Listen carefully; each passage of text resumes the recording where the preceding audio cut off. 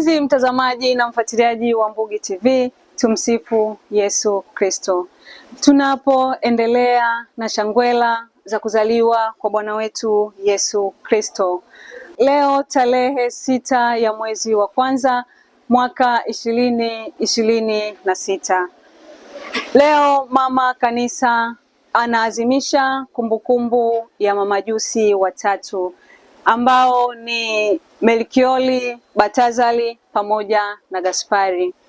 Mamajusi hao walikwenda Betlehemu ya Uyahudi kwa ajili ya kumwona Bwana wetu Yesu Kristo amezaliwa hapo katika holi la ng'ombe. Walikwenda na zawadi kama ifuatavyo: uvumba, manemane pamoja na dhahabu, ambazo zinaashiria uvumba ni ukuu wa Mungu na manemane ni kifo na ufufuko wa Bwana wetu Yesu Kristo. Wazee wa zamani walikuwa wanawapa watoto wao majina kutokana na siku walizozaliwa. Je, siku hizi watoto wanapewa majina kutokana na nini?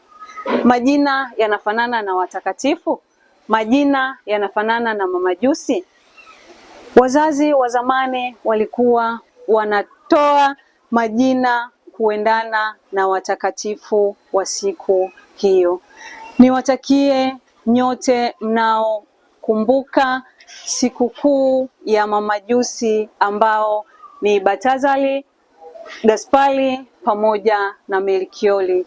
Niwatakie wakati mwema. Tumsifu Yesu Kristo. This is Mbugi TV. Habari, kazi na sala.